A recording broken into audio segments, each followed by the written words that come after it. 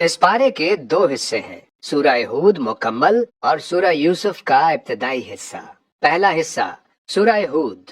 سورہ ہود میں 4 بنیادی موضوعات بیان ہوئے ہیں۔ پہلا موضوع قرآن کریم کی عظمت۔ قرآن ایک مضبوط، حکمت والی اور سچی کتاب ہے۔ اس میں کوئی غلطی، تضاد یا کمی نہیں۔ اللہ تعالیٰ نے منکرین کو چیلنج کر دیا کہ اگر یہ انسانی کلام ہے تو تم اس جیسی 10 صورتیں بنا کر دکھاؤ۔ دوسرا موضوع توحید کا بیان۔ رزق دینے والا، پیدا کرنے والا اور پوری کائنات کا نظام چلانے والا صرف اللہ تعالیٰ ہے۔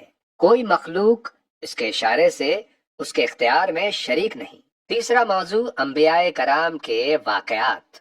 سورہ ہود میں 7 نبیوں کے واقعات بیان ہوئے ہیں۔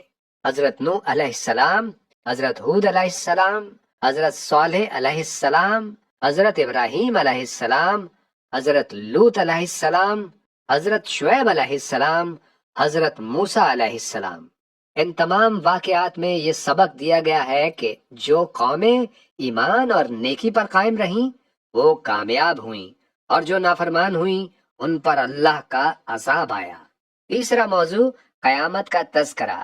یہاں یہ بات بیان فرمائی کہ قیامت کے دن انسان 2 گروہوں میں تقسیم ہوں گے۔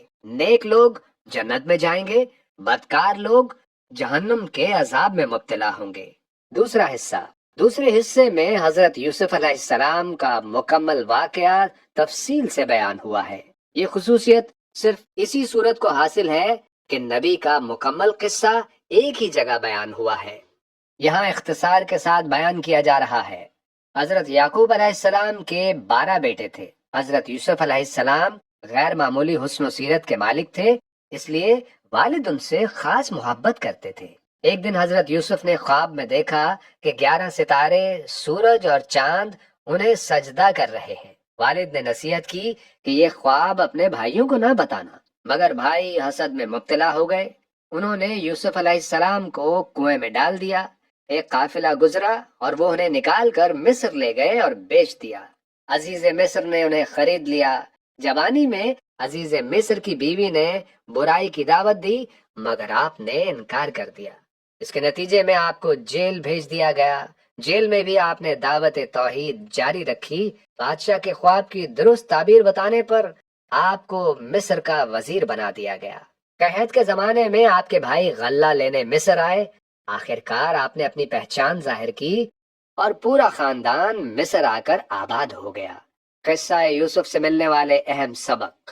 ہر مشکل کے بعد آسانی آتی ہے۔ حسد بہت خطرناک بیماری ہے۔ پاک دامنی انسان کی سب سے بڑی طاقت ہے۔ یہ پارہ ہمیں سکھاتا ہے کہ ایمان، صبر اور اللہ پر بھروسہ انسان کو ہر آزمائش سے کامیابی تک پہنچاتا ہے۔ اے اللہ، ہمیں صبر، ایمان اور اخلاص کی زندگی عطا فرما اور ہر آزمائش میں ثابت قدم رکھ۔ آمین۔